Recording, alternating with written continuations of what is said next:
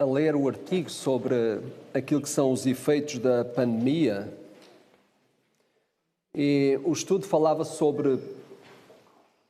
dava uma indicação sobre pessoas que estão a voltar-se para a palavra de Deus, para a Bíblia, estão a voltar-se para Deus porque estão confusos e estão com dificuldade de entender estes momentos. Eu não sei se esta é também a tua situação. Não sei se a pandemia te tem colocado mais perto de Deus ou não. Não sei se a pandemia tem criado em ti algumas dúvidas acerca da maneira como até vemos, muitas vezes, o próprio texto bíblico. Não sei se a pandemia te tem levado mais a um tempo de reflexão diante de Deus, mais a um tempo de oração. Não sei se a tua vida cristã, a tua vida espiritual, devocional, se mudou alguma coisa em relação àquilo que são os acontecimentos. Mas é verdade que também tem acontecido uma coisa no nosso meio. É que muitos cristãos, muitos crentes têm procurado saber junto dos seus pastores qual é a resposta a estes tempos. Se existe ou não existe uma orientação, alguma indicação bíblica que nos coloque a compreender melhor aquilo que estamos a atravessar. Eu sei que aqueles pregadores de chapa, como eu costumo dizer, desculpem o termo, são aqueles pregadores que aparecem na tela com facilidade. Esses pregadores sentiram-se mais comprometidos a ter que dar uma resposta, porque já se sabe quem é muito ouvido, não é? Obviamente que muito requerido, como se costuma dizer. E por isso há muitos pregadores que têm, por causa do facto de serem muito ouvidos, sentido uma certa necessidade de dar algum tipo de resposta a estes momentos. E alguns têm-se espalhado ao comprido, como se costuma dizer. Isto é, de tal forma movidos pela necessidade de dar uma resposta por serem ouvidos, têm dito algumas coisas que nem sempre é o mais indicado. A minha atitude em relação a estas coisas, e aproveitei as férias também para meditar um pouco mais sobre isto, eu disse que eu iria trazer alguma coisa, depois de 3 semanas fora tinha que trazer alguma coisa, não é? Eu trago alguma coisa que é resultado da minha reflexão em relação a estas coisas.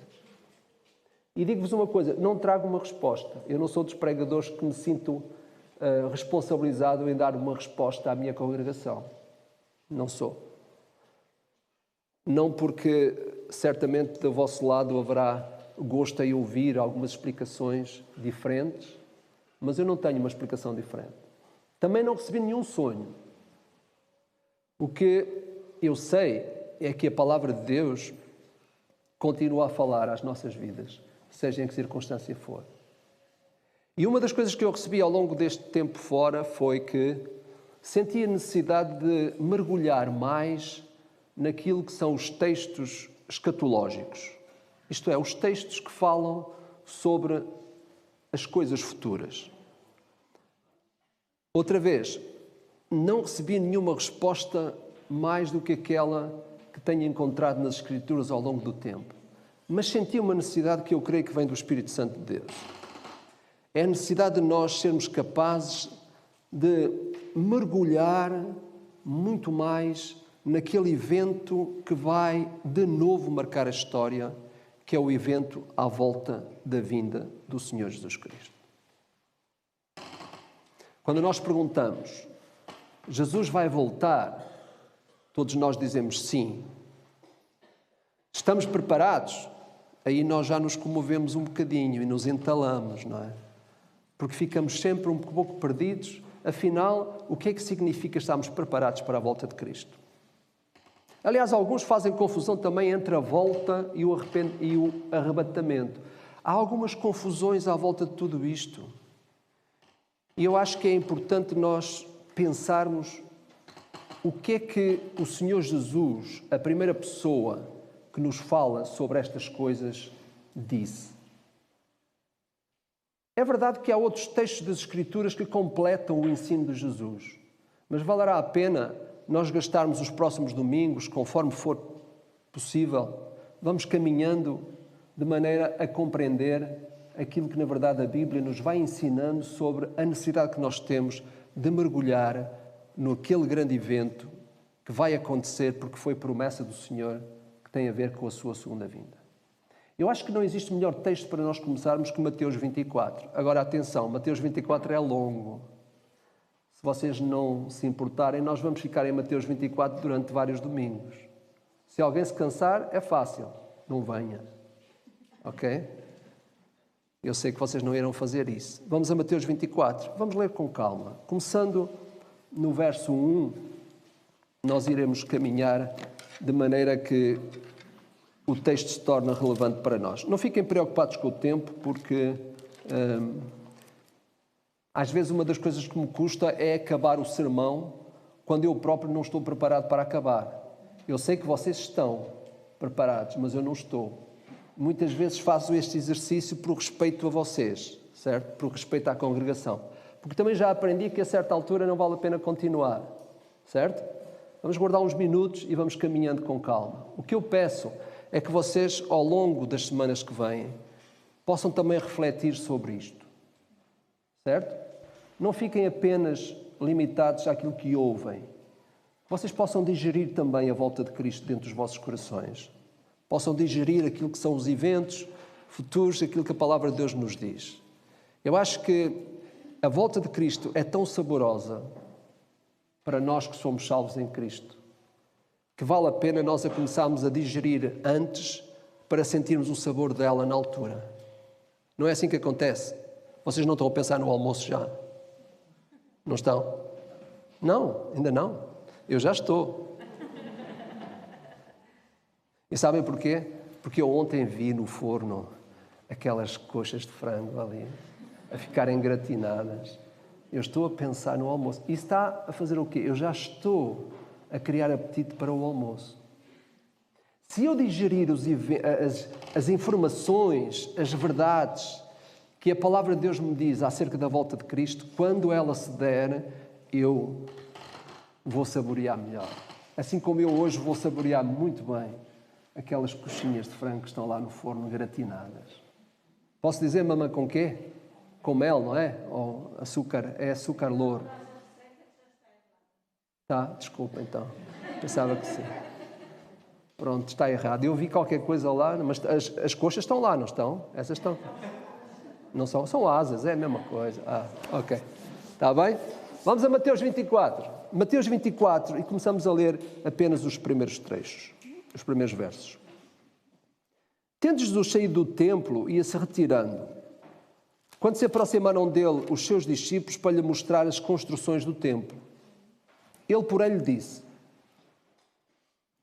não vedes tudo isto?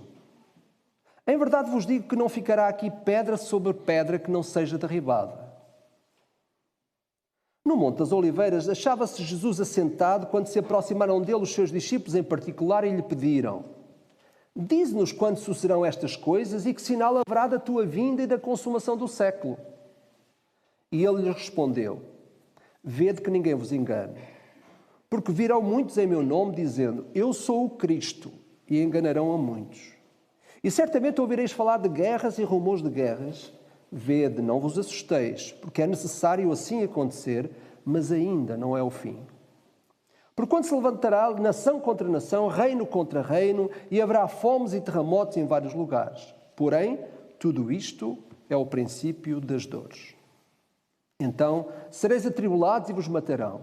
Sereis odiados de todas as nações por causa do meu nome. Nesse tempo, muitos hão de escandalizar, trair e odiar-se uns aos outros. Levantar-se-ão muitos falsos profetas e enganarão a muitos. E por se multiplicar a iniquidade, o amor se esfriará de quase todos. Aquele, porém, que perseverar até o fim, esse será salvo. E será pregado este evangelho do reino por todo o mundo, para testemunho a todas as nações, então virá o fim. Irmãos, este texto é uma parte daquilo que se chama o sermão profético de Jesus. Isto é, nós percebemos que o sermão profético de Jesus aponta até em resposta àquilo que foram as perguntas que foram colocadas por os próprios discípulos. Todos nós sabemos que o tema da segunda vinda é um dos tópicos mais tratados nas Escrituras, curiosamente.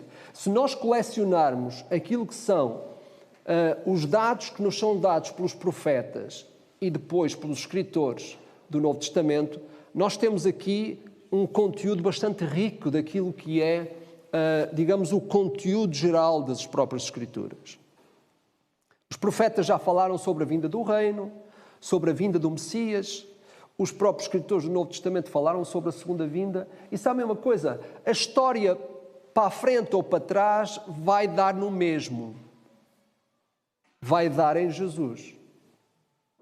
A fé que os profetas e as pessoas do Velho Testamento precisaram de ter para crer no Messias, a fé deles era em relação ao futuro. A nossa fé para crer no Jesus histórico é do futuro para o passado. Mas a fé é necessária na mesma. Quer do ponto de vista daqueles que existiram antes de Cristo, eles precisaram de fé para crer no Messias. Nós hoje precisamos de fé para crer na obra que o Messias fez. Com uma diferença. É que essa fé que é posta no Jesus histórico, no Jesus que apareceu na história e que fez a diferença, é uma fé que continua. Porquê? Porque é uma fé com o futuro. É uma fé que tem uma volta. Jesus fez a obra, ausentou-se, mas vai regressar. Então, quando olhamos para todas estas coisas, nós temos que perceber que este tema sobre as coisas relacionadas com o fim devem nos ser ricas, devemos ter gosto em saber mais o que é que a Bíblia nos diz sobre isso. E sabem, eu lamento porque, devido à complexidade de entender os textos que falam sobre a segunda vinda de Cristo, muitas vezes nós nos temos aliado de mergulhar nas verdades do texto. Mas sabem, é tão importante nós mergulharmos nas verdades acerca da volta de Cristo, como é tão importante para nós sabermos outras grandes verdades que nós consideramos fundamentais para o exercício da nossa própria vida enquanto seres humanos. Com uma diferença. É que as coisas que têm a ver com a segunda vinda de Cristo estão no plano eterno. Elas têm um acontecimento temporal, mas elas refletem-se na eternidade. E esta é a grande virtude de ser discípulo. É que somos pessoas que vivemos no tempo de hoje, mas estamos já mergulhados na eternidade. E isto deve fazer uma grande diferença na maneira como nós observamos a vida, na maneira como vemos o acontecimento que se passa à nossa volta, até mesmo na maneira como encaramos pandemias e surtos e seja o que for, momentos difíceis na nossa própria vida. Deixa-me contar uma história engraçada antes de prosseguir. É que vocês sabem que os seminaristas são pessoas muito ousadas. Os seminaristas são aquelas pessoas que, na verdade, estão a estudar nos seminários, etc. E conta-se a história de que um dia houve um seminarista que foi convidado para ir pregar a uma grande igreja. E ele foi. Pregou.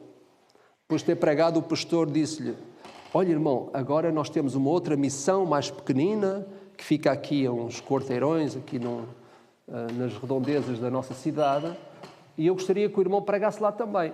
Mas não fique preocupado, porque o irmão pode pregar a mesma mensagem, as pessoas não são as mesmas.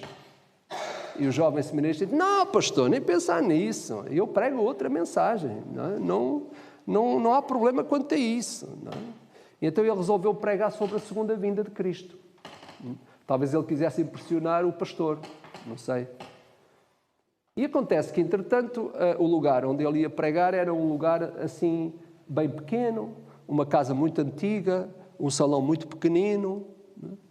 E acontece que, a certa altura, ele começou a pregar sobre a segunda vinda de Cristo, disse algumas coisas, mas chegou a uma certa altura que ele empancou, isto é, não lhe saía mais nada.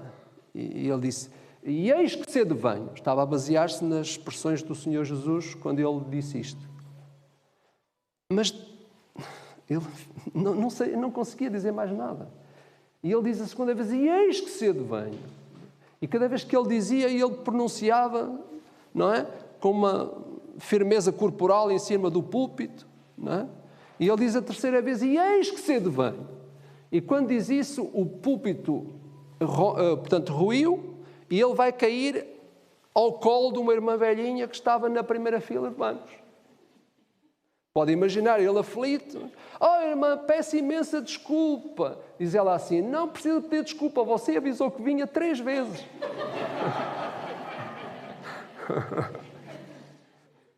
Eu digo isto porquê? Porque quando nós nos atrevemos a falar sobre as coisas, a segunda vinda, nós podemos empancar. Nós podemos, a certa altura, ficar a dizer as mesmas coisas muitas vezes. Mas não será por isso que nós devemos de mergulhar no ensino das Escrituras acerca da volta de Cristo. Porque se foi importante a sua primeira vinda, será igualmente importante a sua segunda vinda. E todas as coisas que estão relacionadas com a volta de Cristo. Bom, eu sei que hoje os irmãos não vão querer saber muito mais acerca daquilo que diz Mateus capítulo 24. Apenas uma nota muito rápida. Se os irmãos olharem aquela setinha que está à esquerda, os irmãos vão ver que essa setinha vai intensificar-se ao longo do tempo que nós vamos estudar Mateus 24. Porquê? Porque o que o Senhor Jesus está a dizer é que a sua volta vai ser intensificada entre vários acontecimentos. Ele próprio explicou que o primeiro é o princípio das dores. As nossas irmãs conseguem explicar isto melhor do que nós homens. Há um princípio, quando a mulher está para dar à luz, nós sabemos que existem várias fases de intensidade. Este é o primeiro. Reparem o que é que o Senhor diz no verso 5. Ele está a dizer no verso 5 que entre várias coisas que hão de acontecer no princípio das dores, isto é, nesta primeira fase do acontecimento que nos revela a volta de Cristo, é que haverá muitos Cristos. Bem, nós sabemos que ao longo da história tem havido muitas pessoas que têm aparecido em nome de Jesus. Há muitas pessoas que têm assumido claramente que Jesus, assumido na vida deles, aquilo que é a figura do próprio Senhor Jesus Cristo. Sabem que Jesus está a responder a 2 perguntas que os seus discípulos fizeram. Na verdade, é uma pergunta com 2 orientações. E quando nós olhamos para este texto, nós percebemos isso logo no início. Reparem, os discípulos quiseram impressionar o Senhor Jesus ao chamar-lhe a atenção para a construção do templo. Nós sabemos que a construção do templo sofreu alguns melhoramentos, também por causa das guerras. Nós sabemos que o primeiro templo de Salomão foi destruído, etc, etc. Mas ainda assim os seus discípulos, no tempo deles, olhavam para o templo de Jerusalém e achavam surpreendente, como nós hoje achamos. Quando vemos as construções dos castelos, quando vemos as construções dos mosteiros, como tivemos a oportunidade destas férias de rever mais algumas coisas, ficamos impressionados como é que foi possível aquelas pessoas naquela altura construírem. E os discípulos estavam a chamar a atenção do Senhor Jesus depois de um tempo de culto, de um culto lá no templo, vinham para fora todos animados e eles, mestre, repara bem na excelência desta construção. Tentando impressionar o Senhor Jesus acerca daquilo que era a mão dos homens, o trabalho dos homens. Não compreendendo eles, efetivamente, onde é que Jesus os levaria. Mas a pergunta estava correta. Nós hoje ficamos impressionados a ver algumas coisas da arquitetura moderna e também da arquitetura passada e ficamos impressionados como é que aquilo foi possível. Ele, porém, lhes disse, não vedes tudo isto? Em verdade vos digo que não ficará pedra sobre pedra que não seja derribada. Os seus discípulos não terão percebido muito o que é que o Senhor Jesus queria dizer. Embora eles sabiam que estavam debaixo do governo romano e que as coisas não eram fáceis para os cristãos. Nem iriam ser fáceis. Jesus estava aqui a dizer-lhes a eles aquilo que havia de acontecer anos depois. No ano 70 depois de Cristo. Nós vamos falar algumas coisas sobre isto. A grande questão que se coloca neste texto e a pergunta que o estudante honesto das Escrituras coloca é: estas coisas que Jesus diz têm um cumprimento histórico apenas no momento em que eles aconteceram na história humana ou existe uma implicação disto para o futuro? E essa é a grande pergunta que se faz quando estudamos o texto. Eu pretendo que nós cheguemos lá, mas hoje não vamos lá estar. Gostaria que vocês próprios procurassem ao longo desta semana, embora no próximo domingo eu não vou pregar sobre isto, porque temos um pregador de fora, mas procurem ao longo desta semana descobrir alguma coisa sobre aquilo que aconteceu no ano 70 depois de Cristo. Podem procurar lá General Tito. E os irmãos procurem saber algumas coisas para eu não ter que estar a dizer aqui. Alguns dos factos que aconteceram naquela altura. Eu creio que isso torna relevante para a nossa compreensão do texto. Mas, meus irmãos, hoje quero terminar, e porque tenho que terminar mesmo, porque eu já estou a ver isso nas vossas caras e com toda a razão. Quantos Cristos têm aparecido na tua vida? Ou tu mesmo tens-te de alguma forma, alguma vez assumido como Cristo perante os outros? É porque nós sabemos que a história vai ser marcada, já foi marcada. Logo no primeiro século, apareceram pessoas que se autodenominaram Cristos. Há várias indicações sobre isto. Muitos apareceram usando a figura do Senhor Jesus Cristo até com intenções de poderem vencer aquilo que era o domínio romano. Aliás, já em Atos 5 menciona Teudas e Judas, dois homens que se levantaram e reuniram atrás de si outros homens para, em nome também da fé, poderem de alguma forma levar com que o Império Romano fosse abatido. Nós encontramos, muitas vezes, na história humana, pessoas com grandes ideais. A minha pergunta é esta, para terminar hoje. Quais são os teus verdadeiros ideais? Isto é, tu estás a viver a vida debaixo de todo este ambiente de preocupação, este ambiente de medo. E a minha pergunta é esta. Será que tu tens outros Cristos na tua vida? Ou estás a ouvir a voz de algum outro Cristo? Porque o Senhor Jesus disse, levantar-se-ão muitos Cristos. Pessoas que até usarão as minhas palavras, pessoas que usarão, com certeza, até muito daquilo que é a história conhecida de Cristo. Mas a minha pergunta esta manhã fica aqui. Existe algum outro Cristo a competir com Cristo na tua vida? Porque isto vai fazer parte da tua história, da minha história, da história futura. Porque não deixarão de aparecer pessoas que falarão em nome de Cristo. E o Senhor Jesus disse que nós devíamos ter o cuidado de ouvir somente a sua voz. Vamos parar aqui para perguntar: será que tu estás a ouvir a voz de Cristo somente? Ou há outras vozes a soar aos teus ouvidos? É um desafio que fica para nós pensarmos. Porquê? Porque a realidade presente e futura vai trazer à nossa vida muitas vozes de Cristo que vão querer soar de maneira a nos perturbar e para nos fazer confundir a respeito dessa volta iminente de Cristo. Foi por isso que ele disse: cuidado, não se deixem enganar. Pai nosso que estás nos céus, é tão bom nós mergulharmos na tua palavra. É tão bom nós gastarmos tempo ao longo da semana para estudá-la, para lê-la, para refletir. E ao Senhor, eu te peço que tu nos ajudes a gerir a nossa agenda de tal maneira que haja espaço para ti ao longo da semana. Às vezes nós nos desculpamos com a intensidade da nossa agenda. Nos desculpamos com o muito que temos que fazer. Mas isso tudo é resultado das nossas próprias escolhas, que nós escolhemos e que não pedimos a tua direção quando mergulhamos nelas.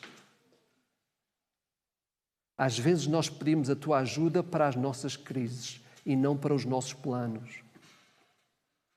Ajuda-nos, Senhor, para que, a partir de toda esta situação que nós vivemos hoje, que nós possamos desejar refletir mais nos teus ensinamentos, guardar tempo para a reflexão contigo, talvez até mesmo deixando algumas coisas que estão a mais na nossa vida, talvez esses tais Cristos que falam e que até incomodam a nossa agenda e que até nos retiram das prioridades.